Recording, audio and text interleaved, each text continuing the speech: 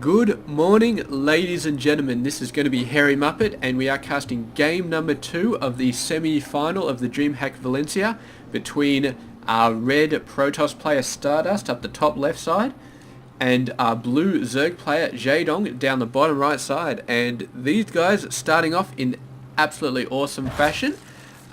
We had a very aggressive expansion from StarDust last game, followed up by a very aggressive third from Jaedong, and Jaedong went for some nice Roach League offensive early on, which Stardust countered with some early Immortals, and Jaedong saw all that Zealot Immortal action, and he thought, you know what, I'm going for mass mutas, and that he did.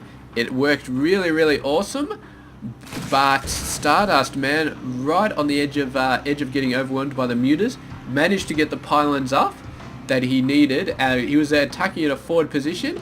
He was getting pylons up to try and warp in Stalkers, and Jaedong was constantly sniping the pylons with his Mutaforce, but Stardust managed to get the pylons up and keep them up, managed to warp in just enough Stalkers to hold off the mutas, and managed to win the game. So really freaking awesome game there from Stardust. Yeah, managing to get the win out, and it looks like they forgot to set the number here, but I am 100% sure that that this is game number 2, or maybe it is game number 1. But yeah, I don't know. I do not know. But anyway, we are going to be playing on, and we are going to be seeing exactly how this game goes. And if I have cast them in the wrong order, then I am sorry. But regardless, it is going to be StarDust versus Jaedong having another epic battle. This probe's going to be doing the hatchery dance, but he's got 2 partners, and it's very hard to dance with when you have 2 partners. It's just completely insane, and usually you just end up falling over, which this probe barely managing to keep his feet here, but of course he did screw up the dance eventually. And meanwhile, we do have another very fast build here. It is going to be a fast forge and off a fast nexus and a fast gateway coming down, so he's really getting the tech down, and he's actually got quite a lot of workers actually off that. I thought his worker count may have suffered from getting those buildings down so fast, getting the gateway at the same time as the forge, but no, he's got quite a lot of workers doing a very good job. Or maybe it just seems like he's got a lot because Jaedong doesn't have that many, man. I mean, nearly 4-minute mark. I guess that's all right, but yeah, I don't know. Here we go. He had to build a whole bunch of lings. Actually, I don't know why he had to build a whole bunch of lings. I don't think he really had to, but he wanted to. And here we go. Stardust completely blocking this off. I do not know how he knew the lings were coming, but somehow he did. And the cannon is going to be up fairly soon. I think this is going to be able to hold it off. Yes, there we go. The cannon goes up, and the zealots, the lings are going to have to run. And look at this. He cancelled those. Just needed them for the purpose of holding that off. Really great job. I still don't know how he knew those lings were coming. I really don't. But he obviously knew somehow. Maybe the scouting probe saw something going on. But meanwhile, we do have a third base coming down from Jaedong. Sorry, Jaedong. I don't always, but sometimes I screw up names, and it's generally not good. But got a very fast zealot coming out. He's going to be holding the gap, and look at this, man. This is going to be 10 seconds where nothing's going to happen. This probe is going to die though. He was looking up here and he's like, isn't there supposed to be a watchtower or something going on? But unfortunately for him, no watchtower, just a lonely cliff with some very nasty people coming up behind him. And unfortunately, you can't jump off the cliff. Unless you're a Reaper, then you can jump off the cliff. But of course they survive, so it's not anything really heroic or something like that. It's just part of their daily grind.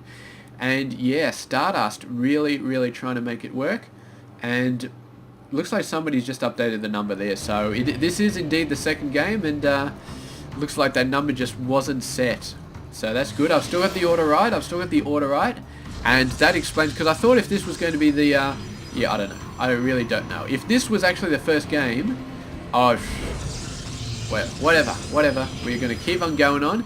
And with these lings, man, are going to come up there and they're like, yep, there's still a cannon there. So that's going to suck for them. Worker count, incredibly even so far. And this is basically the same as what happened in the first game. The only main difference, though, is that StarDust has a much easier third to hold here.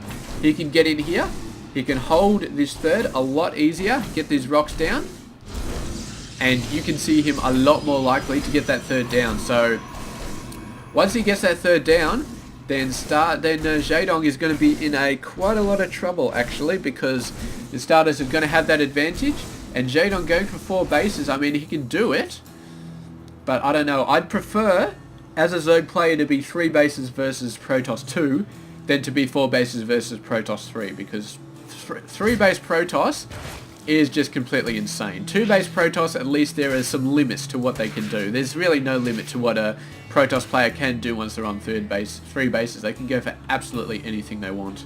And yeah, here we go. He's getting down the 3rd base. Looks like he's getting down the 3rd base. He doesn't have anywhere near enough minerals, but it looks like he might be saving. The Stalker is just going to be running back. He's going to be plugging up this gap here. And yeah, the Sentry's actually like, hey, I'll plug it up as well. But there we go. There's Lings trying to run around. They're trying to think about doing something. They'll take out this probe. This poor probe who is so close to actually fulfilling his dream of building a Nexus. But there we go. The Stalker up there is going to be able to save this little guy. And the Lings, they don't really want to die just to take out a probe, man. So they're just going to wait around there. And they're going to be happy with blocking off the Nexus. But look at this. Jaedong actually stacking up quite a lot of minerals here. I don't know what he's going to go for, but it looks like he is going for some very fast tech. One Zealot somehow making his way around there. And he's going to get taken out by Lings, so that's pretty embarrassing. But yeah, he is going to annoy the Lings enough to get them out of there, and there goes the Nexus, so that's fine. But yeah, what is Jaedong going for, man? He's going for all sorts of stuff actually. Looks like he's going for Roach Hydra Infester sort of stuff, like I'm guessing, yeah, Roach Hydra Infester, maybe some Swarm Hosts. Swarm Hosts, pretty awesome. Yeah, this is going to be very, very, very interesting to see how this map goes. This Observer, man, the Overseer chasing it down, and that is not going to be fun for this guy. Just gets taken out. That Queen has such a long range, man, such a long range. It looks like Jaedong is going to be going for a nice 4 to counteract this Protoss 3rd, which he really has to do. There's no way around it. But look at all these buildings, man. First they're here, and then they're not. And 3 more gateways coming down. So StarDust going for 2 weapons, 1 armor. He's so fast on his upgrades, man. Really, really fast. Jaedong's still trying to get 1 weapons. He's just about to finish it off. But here we go. A couple of Immortals out. A lot of ground forces. They're going to be fine to deal with the Zealots. To deal with the Lings, sorry. Hydras I'm not so sure about though. But he is going to take these rocks down nice and fast. He's going to get in there. And Jaedong is going to hit him.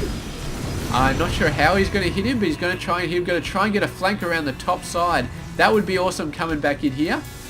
But I don't know if he can pull it off in time. I don't know if Jaedong has enough forces to pull it off. Here we go. Here's the flank.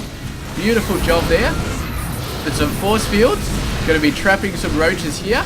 They'll get taken out. He has got the forward pylon out there. StarDust going to be trying to push in. But he's got to wait for his own force fields to go down. He's going to want to force field the top if he goes down there. He wants to force field the bottom if he goes down there. Where are the force fields for the bottom? He does not want to get flanked in this position. That would be all sorts of pain. It doesn't look like he really wants to move in either direction. He knows he's going to get flanked if he tries to make a serious push in either direction. He's just getting more forces, thinking about doing it. But here we go, the Viper coming down. So we're going to see some Immortal Yanks going on. Maybe some Cloud as well, but I'm not really sure. Look at this guy, it's just a tug of war, man. As soon as he starts moving in there, the Zerg forces start moving for the flank. If he moves up the top, the Zerg forces start moving for the flank. And yeah, he really wants to get in good position. He really wants to be right here, because then he can hit these forces, and he can shield their force fields, and he should be fine. He's moving right up the top, and the chance for the Zerg player to flank him has pretty much just gone out the window, unless he goes all the way around. But I don't think he's got enough time to do that with no creep on this thing. I don't think that's going to work. And yeah, there we go. He's force fielding up. He's threatening to destroy this base. And Jaedong is not really in any sort of position to defend it. He can try and get a flank, but if he keeps the force fields up on this ramp and takes out the 3rd, then reinforcements are not going to matter. But there we go. He's pushing in. He's shielding here. He's going to try and snipe this hatchery. And look at this. Great job there. He's yanking them some Immortals. Doing a pretty good job. The Zealots trying to take out these forces. The Immortals trying to take out whatever the hell they can. Let's hope they're not attacking Lings. And the forces finally pushing in. The Roaches getting through the shields, getting through those force fields. And yeah, there's no way this hatchery is going to go down. But he is definitely going to take out his fair share of army units here and trying to get out a crap load of Lings. Almost all of the Zealots are dead. A few dying down here. So Lings could do an awesome job here. And most of the army is actually going to get taken out. Look at this, man. The Zealots. This is actually a very, very interesting thing here. The where is it? The little guys, the Overseers drop off. The Changelings, they actually pop up as a level 30 Protoss. Maybe Jaedong is a level 30 Protoss player as well. I don't know if we can check that when the game goes around, but maybe he's a level 30 Zerg and that pops up as the Zealot. Maybe he's a level 30 Protoss and that pops up in the Zealot. But I'm pretty sure that StarDust wasn't a level 30 Protoss. I don't think he had the fancy Zealots. I just think he had the normal Zealots. He doesn't even have the fancy pylons, man. So this is obviously not his home realm. But yeah, Jaedong, man, he just completely owned that army in there, and not a very good move. StarDust moved in there. He thought he had it, but his shield wall had too many holes. These guys went through the mineral line, up the side, and started attacking all the Zealots, and he just lost too many units. You can see his army was 7 to 91. Jaedong just pushed in, was going to start wiping him out, and yeah, StarDust just had no hope of defending at that point, and it's just an attack, man. It just didn't work out, and he backed himself into a corner. It was a corner of his own making, and once Jaedong had it, I mean, it's a good plan. You force field off here, you go in, you snipe the hatchery, but Jaedong, he got through the gaps, he got his forces around here, and he just did too well, and yeah, StarDust had to concede that game. So we are going to be moving on to an ace match between these two awesome players to see who faces off against Hyun in the grand finals of DreamHack Valencia. So it's going to be absolutely awesome, and we will check it out in game number 3, the ace match. I will catch you guys then. This has been Hairy Muppet.